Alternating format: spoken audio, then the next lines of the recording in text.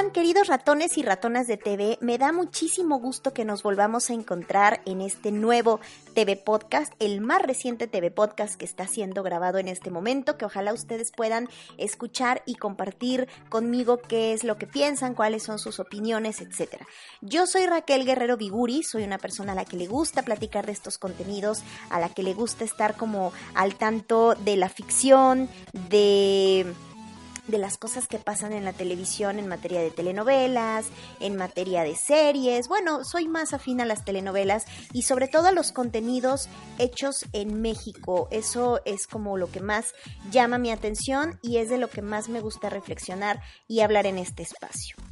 Y me da muchísimo gusto darme cuenta que cada vez hay más personas que están escuchando estos audios, lo cual no saben lo feliz que me hace porque, bueno, pues esto es un pequeño esfuerzo y es una manera de que yo todo lo que voy aprendiendo y reflexionando, bueno, pues contribuya a quizás a una discusión o a una reflexión mayor acerca de temas que a lo mejor parecería que son demasiado simples, pero que créanme, hay muchas personas que están desde la academia o desde los estudios, están tomando en cuenta la cultura popular como parte de una reflexión, porque la cultura popular está en muchas áreas de nuestra vida, está en lo afectivo, está en nuestros comportamientos, está en nuestros recuerdos, está desde muchas perspectivas y es imposible no entenderla como algo que es parte de nosotros. Desde eso creo que hay muchísima gente que lo está estudiando, muchísima gente que se está preocupando por tratar de entender estos fenómenos, pero me parece, o mi impresión principal es que se discute poco en medios de comunicación o en este tipo de foros. Quizás yo he encontrado mucho más gente que habla sobre cine, por ejemplo, ¿no? Que es, ¿cómo se llama? Que bueno, pues es como lo más obvio de pronto que mucha gente se da a esta discusión.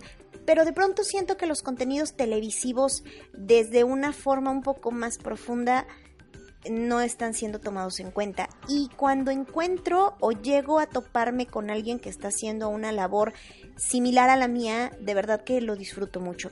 Y ese es el caso, y bueno, toda esta introducción es además para invitarlos a que sigan escuchando este podcast y apoyándolo y dándole like o compartiéndolo o calificándolo en el iTunes, si es que ustedes lo están escuchando desde ahí. Les pido de la manera más atenta que si ya están escuchando este podcast, si ya lo han escuchado y si les gusta, califiquen y valoren mi trabajo, porque con eso logramos que más gente pueda irse enterando y que, bueno, en esta parte de destacados que tiene iTunes vaya como escalando y subiendo posiciones para que entonces, bueno, pues cuando la gente busque contenidos de cine y televisión, el TV Podcast de Ratona de TV, bueno, pues pueda estar más a la mano de lo que en este momento está. Y además de invitarlos a eso, también quería comentar que tuve una sorpresa súper agradable en estos días en los que justamente estaba yo viendo cómo estaba mi ranking y todo este asunto, y entonces me encontré con un podcast súper padre que se llama Nerdistas, que bueno, en realidad somos nerdistas, y que es una chica de Argentina que se llama Florencia Ramírez, que también hace una labor desde su podcast para reflexionar con mucha más profundidad acerca de los temas de la cultura popular. Si bien no es directamente hacia la televisión, hacia donde ella dirige, o sea, digamos que es mucho más amplia en sus reflexiones, la televisión de pronto toma un papel importante y hace reflexiones bien padres que los invito a que la sigan, a que la escuchen, a que tengan en cuenta su trabajo, porque al igual que yo intento o lo hago, no lo sé, pero pues tratamos de que la gente valore un poco más lo que ve y lo piense un poco más, ¿no? Que sí disfrute lo que está viendo, que sí lo goce, pero que después de eso haya algo más que reflexionar o que pensar acerca de lo que estamos consumiendo mediáticamente hablando, y que, bueno, pues esto es parte de... Y bueno, todo este preámbulo es porque debo confesar que me gusta mucho cuando de pronto me voy encontrando cositas que van delineándome cuál es como el tema del que tengo que hablar en determinado momento.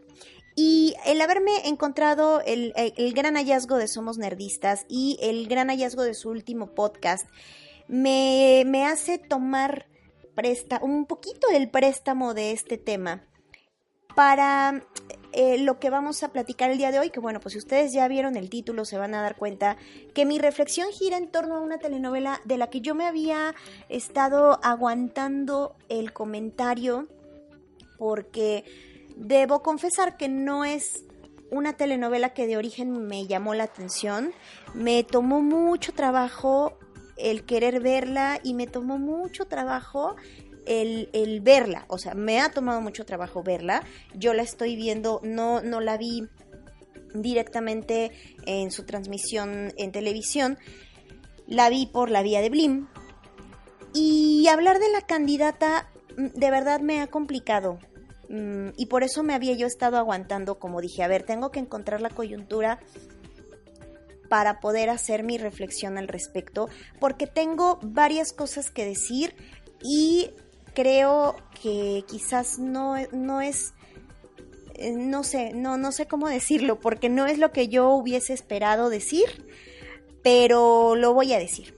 El día de ayer se terminó la candidata en una transmisión dominical, en una transmisión que fue en un horario de las 9 de la noche, a diferencia de todos los finales de telenovela que normalmente ocurren un poco más temprano, pero por las características de esta telenovela en particular, que tiene una clasificación C y que ayer me llamó mucho la atención ver, quizás no había yo puesto atención en eso y me dio gusto que por lo menos en estas formas sí se esté cumpliendo, de poner por delante la clasificación de lo que se iba a ver, para que bueno, pues hubiera precaución alrededor de la gente que estuviera viendo este contenido. Y caramba, es que no sé cómo empezar. Tengo cosas positivas que decir porque creo que como un producto con una intención de ser un parteaguas en la manera narrativa de hablar de las telenovelas de Televisa particularmente, creo que hay muchas cosas positivas que decir. Creo que el esfuerzo que se hizo por esta telenovela fue muy grande, creo que la apuesta fue muy arriesgada y creo que hay cosas importantes, positivas que decir, pero no estoy segura de querer comenzar con las positivas porque me llamó más la atención el día de ayer que vi todo el final. Digamos, las lecturas que no son particularmente, incluso yo misma me sorprendí porque no es el tipo de lecturas que yo le doy a los contenidos, pero ayer algo me hizo reflexionar al respecto y darme cuenta de que el mensaje con el que finaliza esta telenovela es espeluznante. Insisto, hay un montón de cosas positivas que se defienden y que me parece a mí que eso es, hacia ese lado fueron todos los comentarios positivos que yo leí en Twitter con el hashtag que bueno, evidentemente fue una tendencia nacional, solo por debajo de Adele y de Beyoncé, que bueno, tuvieron una actuación interesante en los Grammys y que aparte de todo eso me hace pensar en todos los, en qué día tan interesante fue ayer 12 de febrero, porque tuvimos en una misma noche distintas representaciones del empoderamiento femenino del siglo XXI, uno en la ficción, otro desde el performance, si lo queremos poner en esos términos, y me parece que de todas formas es bueno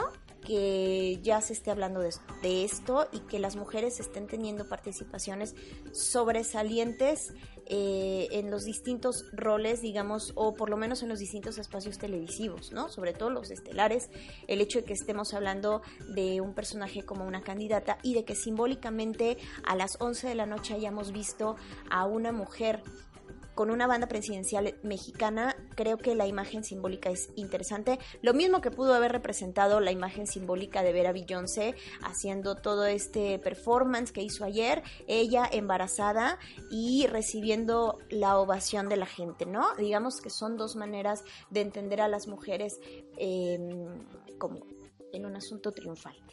No me voy a meter con eso porque de las dos me quedo con Adele por distintos motivos, pero sí quiero hablar de la candidata porque creo que lo que vi es lo que resume el por qué yo estaba tan resistente de ver la telenovela.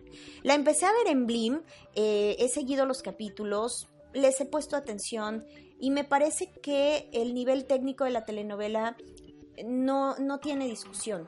Hay cosas muy positivas, hay cosas muy buenas, el hecho de que se haya involucrado una situación de un cuidado en la imagen, la fotografía, la dirección, el tipo de actores que estuvieron ahí, digamos, ¿no? Creo que todo eso suma, todo eso es positivo. Mis peros se van hacia lo que ocurrió ayer. No me voy a meter con más de la candidata y creo que a lo mejor es muy temprano y creo que yo no soy la mejor para hacer este tipo de disertaciones porque estos temas a mí sinceramente ni siquiera son mis temas más fuertes o son los temas que más llamen mi atención, pero de verdad no hubo forma de que ayer yo no mirara esto e insisto, retomo algo o mucho de lo que escuché con el podcast de Somos Nerdistas, porque ella en su último podcast habla de la representación mediática de una mujer a partir del personaje de la princesa Leia en Star Wars. Entonces hace un análisis a partir de la princesa Leia y en cómo el personaje de la mujer se ve representado, de esa mujer y de una mujer princesa y de una mujer realeza, cómo se ve representado a lo largo de todo el episodio 4 de Una Nueva Esperanza, ¿no? Bueno, ella es muy enfática en decir eso y hace un análisis que está muy interesante. Insisto, yo no soy muy partidaria respecto a realizar estudios de género, eso hay muchas más personas que lo hacen muy bien. Pero ayer que estaba yo viendo la candidata y como teniendo esto tan fresco de lo que acababa yo de oír, no pude evitar el ver el final de esta telenovela desde eso y tratar de interpretar la lectura, porque al final de cuentas hay muchos personajes femeninos dentro de la candidata, o sea, digamos que Silvia Navarro no fue la única que tuvo un rol protagónico, sino que la historia se construye a base de varios personajes y muchos de ellos son personajes femeninos. Entonces, a mí me gustaría hablar de los que al final terminan como representantes, ¿no? Estamos hablando del papel de Silvia Navarro, que fue Regina Bárcenas. Estamos hablando del papel de Susana González, que se llamó Cecilia Aguilar. Estamos hablando del personaje de Elena Rojo, que es Natalia Suárez. Del personaje de Luz María Jerez, que es Noemí Ríos. De el personaje de una chica, que además la chica me pareció una súper buena actriz, que la chica se llama Carla Farfán, que ella interpretó a Jimena. Y me está faltando una. Nailea Norby, que ella hace el personaje de Teresa. Son distintos roles. Perdón, esto también va a ser alerta spoiler si es que ustedes no vieron la candidata o la vieron y no han terminado como yo, que me salté de unos capítulos para ver el final, pero bueno, no necesité mucho para comprender el final. Y me gustaría hablar de estos personajes en particular porque es los desenlaces que vimos ayer en torno a ellos y me parecieron un mensaje muy complicado de entender si es que se trató de una telenovela que, como afirma su productora mujer, Giselle González, que es una mujer muy preparada, que es una mujer que ha producido cosas muy buenas y de mucha calidad. La intención, entiendo, era que esta telenovela, aparte de ser un parteaguas de la telenovela en México, pudiera ser un vehículo para empoderar a la mujer. Y con lo que yo voy a decir, que fue mi propia lectura del final de la candidata, creo que el empoderamiento de la mujer queda más abajo que abajo de las piedras. Vámonos en orden. ¿Por qué? Hubo mujeres dentro de este final que tuvieron la opción de decidir qué hacer con su vida. Tal es el personaje de, por ejemplo, Luz María Jerez, Noemí, que es la mamá de Regina, la candidata. El personaje de Noemí es una mujer que durante 61 capítulos fue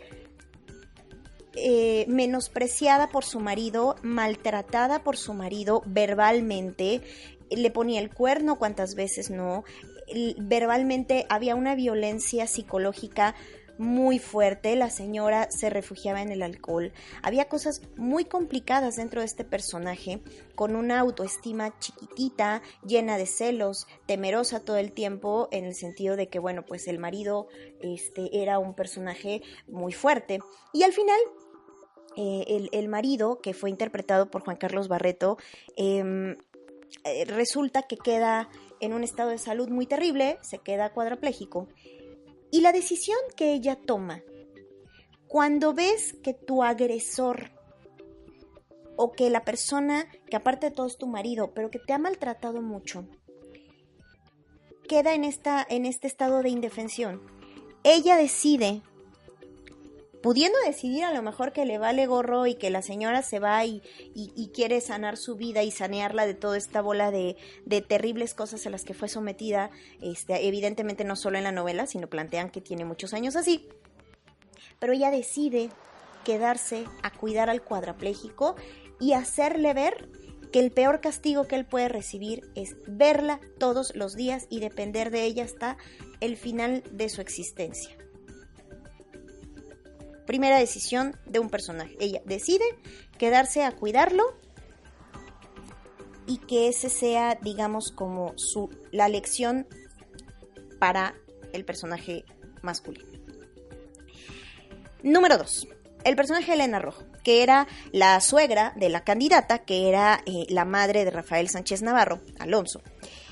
Ella, palabras más, palabras menos, también viene de un matrimonio muy complicado con Patricio Castillo, donde el señor también era un desgraciado, igual que se metía, digamos, con muchas mujeres o con una, pero siempre era como el asunto de estarla maltratando y sobajando y tratándola muy, muy mal, y donde ella, al final de todo, encuentra el amor con un chico que era su guardaespaldas, que la cuidaba, y que, bueno, pues deciden empezar una relación de tal suerte que en algún momento, por lo menos al final de la novela, ella decide llevarlo a vivir con él y él la trata muy bien, le da lo que ella necesita, amor, comprensión, ternura.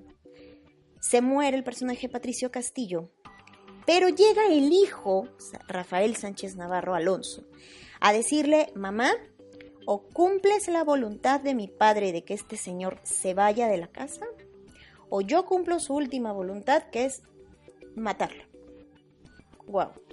¿Cuál es la decisión del personaje de Elena Rojo? Termina con el chico. Esa es su decisión, salvarle la vida, y termina con él. Vamos con alguien más que decidió. El personaje de Cecilia Aguilar, que es el personaje de Susana González. Ella, que lleva una vida complicada, que de alguna forma depende mucho del papá, que evidentemente después se enteran los personajes, o se entera el personaje de Regina, que ella es su media hermana, pero nosotros hemos visto desde el principio que ella está movida siempre por el papá, ¿no? El papá es el que mueve los hilos de la chica, y la chica, por ser una hija que creció sin su papá directamente, pues evidentemente, entre otras muchas cosas, hace lo que el papá le pide. Y bueno, esto implica evidentemente estar en una red de prostitución y ser una persona muy mala, pero al final se enamora y al final termina, bueno, en una situación muy mala de dependencia de drogas, y de tal suerte que cuando siente que, bueno, pues no tiene otra escapatoria, donde ya la habían detenido, en donde el consumo que tenía ya de estupefacientes y de todo esto, bueno, la lleva como a un tratamiento. ¿Y cuál es la decisión que toma el personaje de Susana González cuando siente que todo está perdido? Se revienta las venas y se nos muere. Esa es otra decisión que toma. Y el personaje de Nailea Norvin, que es una señora llamada Teresa, que es el personaje que era esposa de Víctor González, que se llamaba Gerardo. Bueno, es una mujer que se nos muestra desde el principio que es una ludópata, que es una mujer que está enferma, tiene una adicción al juego. Y al final de todo, de todas las cosas que le pasan, porque ella nunca logra superar su adicción al juego, se le ve en una última escena apostando, jugando, haciendo, digamos, lo que la hace feliz sin que eso represente que lo haga desde un estado sano de salud, pues, pero a costa de que tiene a un hombre que la está toqueteando y besuqueando y sabroseando de manera bastante fuchi, ¿no? De manera bastante sucia, pero ella está jugando, que era lo único que llenaba su vacío, jugar. Y tenemos por otro lado a dos mujeres que creo que no pudieron decidir al final. La primera de ellas es Jimena, que insisto es esta chica que se llama Carla Farfán. Ella es hija de Víctor González y de Nailea Norvin. Tiene una relación con el hijo de la candidata, con el hijo de Regina. Se embaraza, pero ella no quiere al bebé. Lleva algunos capítulos diciendo que quiere abortar y que quiere abortar y que quiere abortar. Y resulta que cuando ella ya está decidida a abortar, sucede algo en donde ella pues es presa de una represalia contra el papá, es golpeada brutalmente y de repente sangrada. Ella de pronto dice, mi bebé, mágicamente aparece un doctor que le dice, no te preocupes, te dieron una madriza espectacular, pero tu bebé está vivo. Y al final opta por tenerlo. Ella estaba a punto de decidir por su cuerpo que no quería tener un hijo, siendo una mujer joven que de alguna forma pues podría haberlo hecho, pero como el bebé sobrevive a tremenda madriza que le dieron a esta chava, al final ella se muestra con una pancita. Y el personaje de Silvia Navarro, pues al final de cuentas todos sabíamos que la intención de la telenovela evidentemente es que ella fuera candidata a la República, y como las telenovelas suelen tener felices finales donde los protagonistas alcanzan sus objetivos, pues todos podríamos haber imaginado que Silvia González iba a ser la presidenta de la República. Silvia Navarro o Regina Bárcenas. Pero, ¿qué pasa? Notamos durante toda la trama que ella está en un matrimonio complicado. Evidentemente es un matrimonio en conflicto donde ella compite con el marido para la presidencia de la República. Notamos que su matrimonio va muy mal. Ella tiene un amante, ¿no? Que es Víctor González, que también está casado, pero bueno, ellos habían tenido algún que ver cuando eran más jóvenes. Y aunque sabían que su amor no podía ser, ellos, cuando podían, gozaban de este amor. ¿Qué pasa? Que ocurren algunas situaciones en donde Víctor González sale como defensor, o bueno, el personaje Gerardo sale como defensor de Regina, y en los últimos minutos el hombre da su vida por ella y muere en los brazos de ella. Y bueno, pues ella al final se queda sin marido, porque también el marido pierde las elecciones y huye, y va a vivir la vida loca con todo el dinero que ella ganó. Ella queda como presidenta. Y el final, que debo decir que el final me trajo una enorme reminiscencia al final de Cuna de Lobos, porque es un final donde, bueno, insisto, simbólicamente el hecho de ver a una mujer con una banda presidencial mexicana con la bandera de México es muy fuerte. Simbólicamente estos nanosegundos, que creo que fueron los únicos en los que el personaje fue feliz, que caminó desde que le ponen la banda hasta que camina al balcón de Palacio de Palacio Nacional, en donde ella, bueno, así en una suerte de Evita, saluda a la gente que está feliz de que ella haya sido la presidenta, y la palabra fin aparece en una escena donde ella es vista desde lejos en el balcón y se le pone un objetivo, como que alguien la está espiando o está enfocándola o está apuntándole, haciéndola a ella como un blanco, dándonos a entender que es muy posible que le den un balazo y se muera. Es, digamos, estos finales que me parece, se parece mucho a lo que fue el final de Cuna de Lobos, donde cuando termina ponen la palabra fin entre signos de interrogación y nos da a entender de que, bueno, hay muchas alternativas para ese final. Mucha gente que leía yo en Twitter celebró que no haya sido la clásica boda y no sé qué, y tal cual. Bueno, esto a grandes rasgos y sin mayores comentarios es lo que ocurre con los personajes femeninos en el final de La Candidata. Ahora, ¿cuál es mi lectura y por qué me complica tanto? Para empezar, porque independientemente de que se trate de un producto de ficción, esto está en el marco de la telenovela todavía.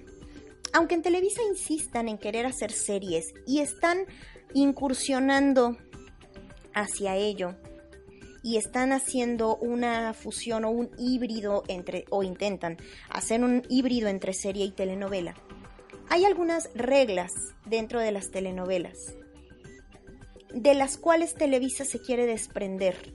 Y esto creo que ya lo habíamos platicado en otro podcast, que a mí, en mi personal opinión, y que por eso es que yo me resistía tanto a ver esta telenovela, es porque creo que no fue un salto, a los espectadores no nos dieron la oportunidad de irnos poco a poco, sino que intentaron irse de lo más rosa o de las historias tan extrañas que de pronto sacan en Televisa hacia algo con extraño me refiero a que no es como tan positivo, y querer hacer esto, creo que el proceso de transición no fue el más suave o el más agradable. Creo que quisieron hacer esta transición de un jalón y que lo están haciendo esta transición de contar historias rosas, solamente rosas, aunque con elementos muy violentos, quizás medio injustificados. Hacer esto, que era un drama político, que evidentemente, entre comillas, puede haber tenido justificación en cuanto al uso de la violencia o el uso excesivo de la violencia que yo leí ayer,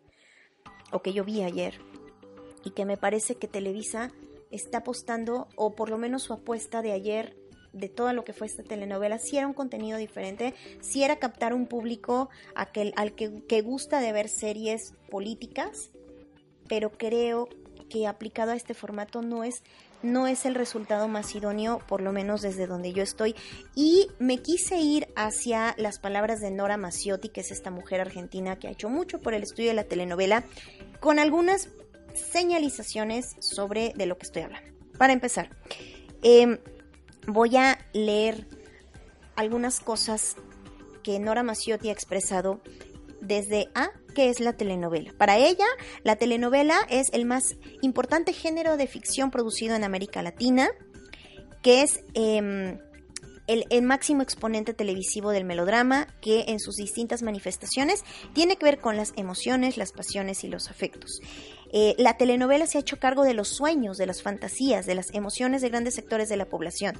Su alcance es inmenso y la intención fundamental, escuchen bien, la intención fundamental del melodrama es provocar la emoción de los espectadores, la risa, la compasión, el llanto, el temor. Se plantea un mundo marcadamente bipolar donde los personajes que encarnan el bien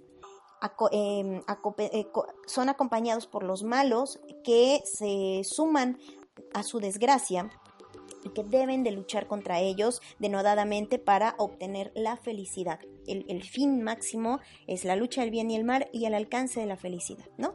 El bien y el mal se reúnen por azar. En el melodrama abunda y prolifera la casualidad hasta el abuso.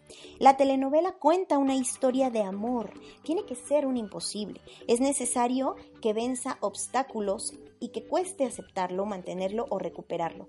Debe ser más fuerte que la pertenencia social y los lazos de sangre, superar al tiempo, a la distancia, a las desgracias más terribles que puedan imaginarse. A la vez, esta historia de amor se entrelaza con lo que Brooks, que es un hombre que ha estudiado mucho acerca del melodrama, llama el drama del reconocimiento característico del melodrama. Es decir, se trata de la búsqueda de la propia identidad. Ojo con esto. Las tramas desarrollan esa tensión, la indagación que va del desconocimiento al reconocimiento de la identidad. Negada, ocultada, desconocida, avasallada, en la telenovela se asiste a la recuperación de la identidad. Y por último, el desenlace debe implicar el castigo de los culpables. Esa es la lógica y la ética del melodrama. Que triunfe el bien. Que triunfe el bien. Que sea una apoteosis del amor y de la justicia. Que los que ejercieron el mal reciban su castigo. Esto es lo que Brooks denomina la economía moral. Es el momento del triunfo público de la virtud, cuando ésta se manifiesta para ser asombrosamente saludada y reconocida. Esta reparación justiciera requiere además de la participación de toda la comunidad, que todos vivan el momento en el que los secretos dejan de serlo y la verdad salta a la luz. Y sigan hablando de esto. Esto que les acabo de leer a mí me parece muy fuerte a la hora de estar en lo que acabo de comentarles acerca del final de La Candidata.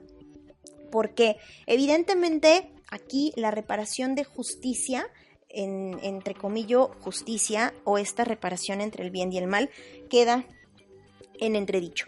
Por supuesto que la historia misma sería poco verosímil si se da por hecho de que el bien gana 100%, ¿no? No hubiéramos creído que la candidata, en un contexto como el contexto en el que se vive, iba a estar libre o ajena de verse relacionada con asuntos que se tocaron durante la trama, que es la relación del narcotráfico en la política, cosa que, insisto, para ser temas que toca Televisa, bueno, fueron temas ya con nombres y apellidos ficticios, pues, pero que ya se están representando de manera directa, no veladita como lo habían estado haciendo en algunas otras telenovelas, ¿no? Entonces, sí, evidentemente, en un mundo o en una trama como la que se planteaba, era quizás, entre comillas otra vez, justificable que todo se resolviera con bala, que la mayoría de los personajes estuvieran relacionados directamente con armas y con bala y con sangre y con violencia. Y me complica mucho más todo esto que estoy leyendo, porque en efecto, si estamos hablando en este momento de hibridaciones entre la telenovela y la serie. Y con todo y estas hibridaciones que pueden funcionar estos préstamos, es decir, hay quienes quieren comparar o quienes quisieron comparar o intentaron comparar que La Candidata era House of Cards, telenovela. Me parece que las comparaciones no caben, no tienen nada que hacer, porque se trata de formatos distintos y de lugares de producción súper distintos. Pero vamos a hablarlo en cuestión de formatos. Por supuesto que House of Cards, si ustedes piensan que está alejada de las telenovelas, debo comunicarles que no. Que House of Cards está utilizando ciertas bases melodramáticas donde evidentemente hay, como ya lo acabo de leer, una intención de que sí se habla desde el poder, de que sí se habla de toda esta lucha de poderes entre Frances Underwood, la esposa y etcétera, y el entorno en general. Pero hay algo importante que es la línea que te lleva durante toda la serie, que es la relación de Frances con su esposa, ¿no? Y esta relación en donde vemos que todo lo que pasa alrededor es importante, pero que tiene que ver con la vida marital, ¿no? Y con esta relación tan extraña que manejan estos dos personajes. Estamos hablando de que estamos partiendo de emociones y sentimientos. Nada alejado de lo que es el melodrama en una telenovela, ¿no? Emociones y sentimientos son los que mueven a los personajes. Punto final, ¿no? Hay ambición, hay muchas otras cosas. Obviamente aquí, bueno, pues en una telenovela tendría que ser más obvio que esto es lo que mueve a los personajes, ¿no? Y por mucho que intenten hacer de una telenovela una serie, creo que hay elementos muy complicados al final. Vámonos más para abajo para ir redondeando el punto al que quiero llegar, que tiene que ver con el hecho de que Televisa está haciendo cosas donde supuestamente está rompiendo esquemas y sin embargo no deja de estar dentro de esto que Nora Maciotti llama el modelo mexicano o el modelo Televisa de las telenovelas. ¿A qué me refiero? Leo. El modelo Televisa es el modelo tradicional, el melodrama clásico. Tiene estéticas y temáticas fuertemente apoyadas en el cine y en la radio de los años 40 y 50. Está en constante diálogo con ellos. En sus novelas, escuchen bien, la moral católica tiene un peso determinante, con el centro en la noción de pecado. No cuenta una historia de amor, sino de un absoluto, de la justicia esencial, de una reparación moral. Hay una enorme gravitación de la culpa y de las expresiones de religiosidad católica. La redención solo se alcanza a través del sufrimiento. Los personajes recorren un vía crucis, un calvario, al término del cual alcanzan la gloria. Aunque se trate de que la pareja permanezca unida, es vivido como la obtención del bien eterno. La novela forma parte de un plan normativo, integra o encabeza una cruzada moral. Bla, bla, bla, bla. Me quedo con esto. ¿Y por qué? Porque es súper fuerte que con todo esto podamos ir leyendo qué pasó con las mujeres importantes en la candidata. Nos damos cuenta que ninguna alcanzó la felicidad, ni por decisión propia, ni por decisión de los astros o del guionista que haya decidido esto, ¿no? Es decir, una decide quedarse con el marido y quizás no por amor, quizás por una situación enfermiza y por hacerle ver que su castigo va a ser tener que depender de ella. 2. La siguiente señora decide salvarle la vida al muchacho del cual se enamora, el que termina separándose de ella, y después ella se queda sola, sin el marido porque el marido se murió, y sin el hijo porque el hijo, que había amenazado de que iba a matar al muchacho, huye porque no queda de candidato y el narco lo protege y le dice: tú huye mientras puedas, vámonos.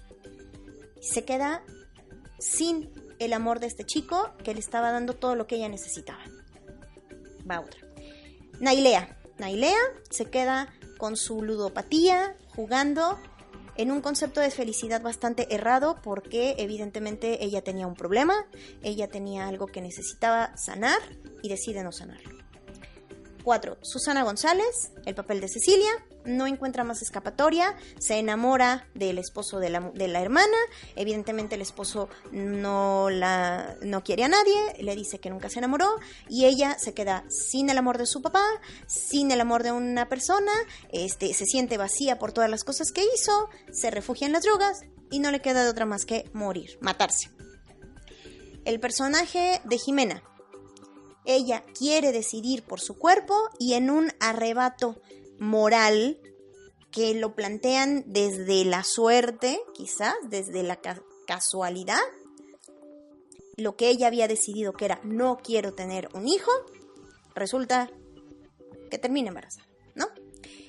Y Silvia Navarro, que me parece que es lo más fuerte, la persona que sí amaba y que la amaba a ella y que en este acto heroico muere por salvarla, recibe, desde la óptica donde yo lo estoy viendo, un castigo. ¿Por qué? Porque fue infiel. Porque aunque le iba muy mal en su matrimonio y ella intenta salvarlo durante varios capítulos de la telenovela, pues el marido era un incorregible, pero cuando ella encuentra el amor, ese amor se muere. Es decir, hay una represión moral, hay una reprimenda moral, porque pues era el amante. Y como quiera que sea, pues era el amante, y aunque ella se queda al final, insisto, sin marido, porque el marido huye, a ella se le muere el amor. Y no se trata de que el mensaje sea de que forzosamente tienes que tener un hombre al lado, ¿no? Sino que qué feo y qué duro que el mensaje de todas estas mujeres en esta telenovela no represente la felicidad de los personajes, porque al final de cuentas nos da la impresión de que ninguna fue feliz y que, insisto, a Regina Creo que el único momento en el que fue feliz fue en el momento en el que le ponen la banda, saluda a su familia, cámara lenta, muy bonita la imagen, se va al balcón y desde el balcón alguien le está apuntando. ¿Cuánto le pudo haber durado la felicidad? 10 minutos, 15 minutos, lo que sea. ¿Le duró? Ok. Pero todos los mensajes que van más allá de esto a mí me parecen durísimos. Sobre todo, insisto, viniendo de una productora mujer, cuya intención había sido expresada en muchas notas que cubrieron todo este asunto de la candidata como una telenovela diferente, como una telenovela revolucionaria, como una telenovela que iba como a cambiar la historia de las telenovelas y de las mujeres y tal. Y a mí me parece que da unos mensajes muy fuertes, ¿no? ¿Por qué? Porque se sigue sin tener el asunto de lo religioso tan obvio, que muchas telenovelas ya están dejando de obviarlo así como es, pero estos elementos fundamentales del modelo Televisa están ahí. Y mientras no dejen de estar ahí, las mujeres no van a ser lo que se está buscando. Esa es mi apreciación, ¿eh? Y a lo mejor estoy haciendo un análisis muy tempranito o estoy haciendo un análisis que no me corresponde porque, insisto, yo no soy experta en los estudios de género, ni mucho menos, pero estas son las lecturas que yo le doy, que me parecen bien duras, porque además, evidentemente, muchas de estas historias o el objetivo de muchas de ellas sí es ser verosímiles, sí es ir apegado a la realidad, sí es mostrar cosas que vivimos día con día, pero yo creo que también tienen una función, y bueno, no es que solo lo crea yo, que tienen una función social particular, y que si uno se aproxima a este tipo de formato, como es la telenovela, es porque quieres tener un poco de esperanza, ¿no? De que sí, la corrupción está pa'l perro y que puede haber una mujer que además representa a todas las minorías, lo que quieras, ¿no? Es esperanzador que haya llegado y que la escena simbólica de la banda, por supuesto. Pero no es esperanzador en el papel reivindicativo de la mujer, porque aquí las señales que nos están dando es que las mujeres no son felices y que aunque tomen decisiones, las decisiones no son respetadas. Punto.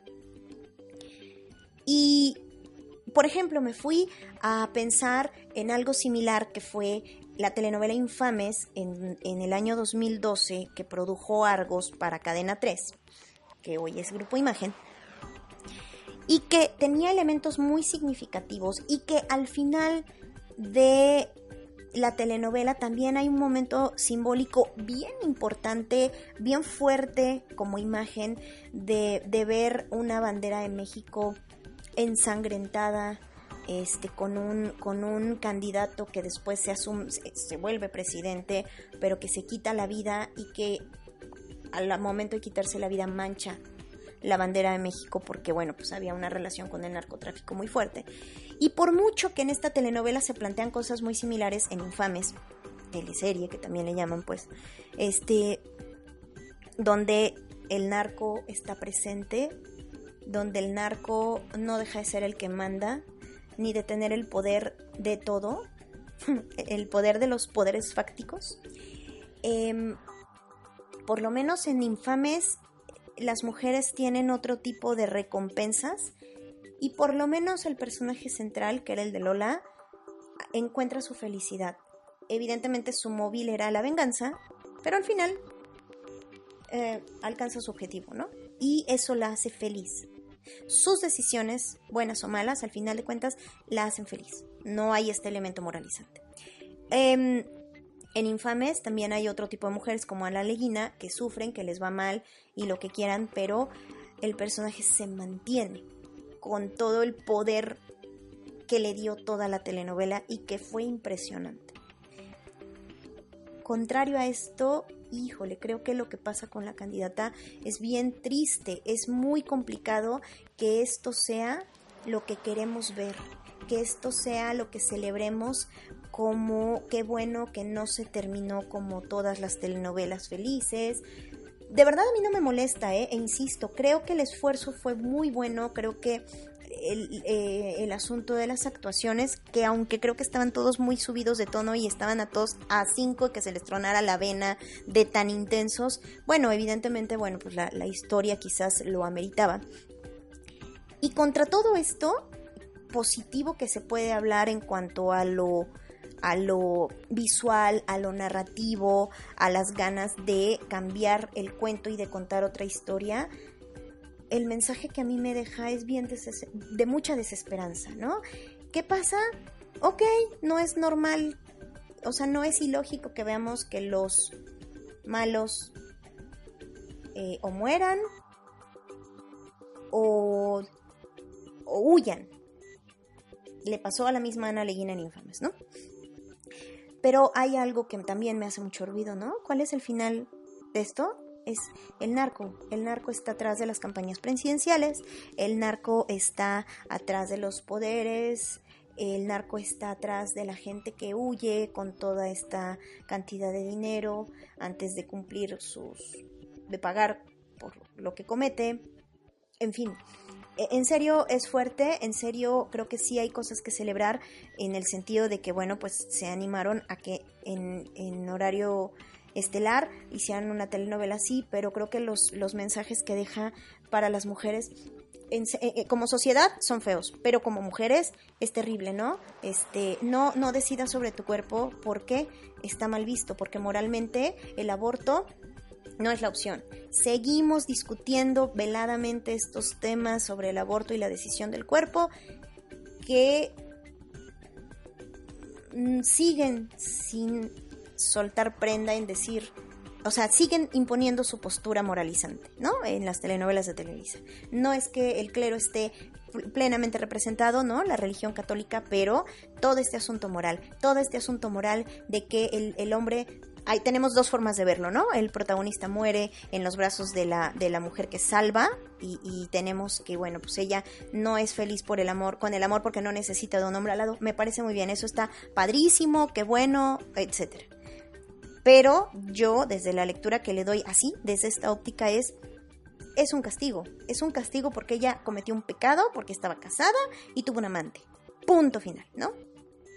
¿Me explico por qué me complica tanto? Entonces, bueno, a lo mejor estoy viéndolo desde un punto de vista muy apocalíptico y hay muchas otras cosas que discutir, que por supuesto que hay cosas positivas, insisto.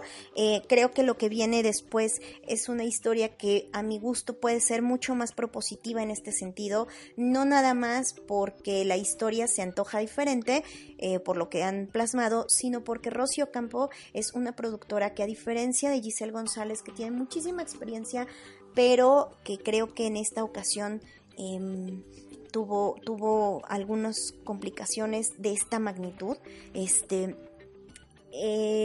Rocío Ocampo, de manera un poquito más velada, ha tenido telenovelas donde sus protagonistas terminan empoderadas, y no precisamente en un entorno político, pero terminan empoderadas y con finales que a mí me gustan más, ¿no? Que sí hablan de mujeres que quizás no necesitan hombres o que no necesitan hombres para estar juntos, pero ellas alcanzan sus objetivos y ellas entienden la lección y van hacia esta búsqueda y hacia esta llegada de una identidad que las hace sentir bien, ¿no? Al final, como decía las palabras de Nora Masiotti, citando a Brooks, hay una búsqueda de una identidad. Las historias y las protagonistas de Rocío Ocampo, como va a ser la telenovela que vamos a ver a partir de hoy, lunes, tienen muy claro esta búsqueda de la identidad, y yo creo que todo eso se desdibujó mucho con la candidata, ¿no? Se esforzaron mucho en hacer una telenovela o una historia diferente, parteaguas, etcétera, pero si su búsqueda de identidad tenía que ver con cambiar el futuro de México y de cambiar la historia de la corrupción y todo esto, no es que lo fuera a lograr, era evidente que no, pero creo que su camino fue muy feo. A mí no me gustó. En general puedo decir que la telenovela sigue sin gustarme. Lo veo porque, bueno, pues es mi trabajo, pero no la sigo como por tanto gusto, y ver el final fue una situación súper desagradable para mí. Esto es lo que yo opino de la candidata. Ya se me hizo súper largo el podcast, pero no me importa. Quería yo expresarme libremente en este podcast. Si ustedes están de acuerdo, si me cachan en que digo alguna tontera, si ustedes tienen otra opinión, por favor compártanla conmigo, compártanla, insisto, dejen una reseñita, pónganla en mi blog o compártanla en mis redes sociales. Me encuentran como Ratona de TV, ya sea desde la página de internet, que es www.ratonadetv.com, como en mis redes sociales, donde de igual forma me encuentran como Ratona de TV. Yo soy Raquel Guerrero Viguri, me da muchísimo gusto que se hayan quedado, si es que ustedes llegaron hasta el final de este episodio, me da mucho gusto que lo hayan hecho. Y bueno, pues este es el chiste, ¿no?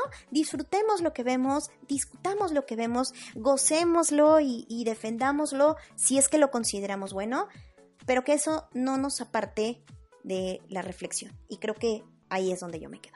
Me dio mucho gusto que estuvieran aquí acompañándome y nos estaremos escuchando en otro TV Podcast más. Yo soy Raquel Guerrero Viguri.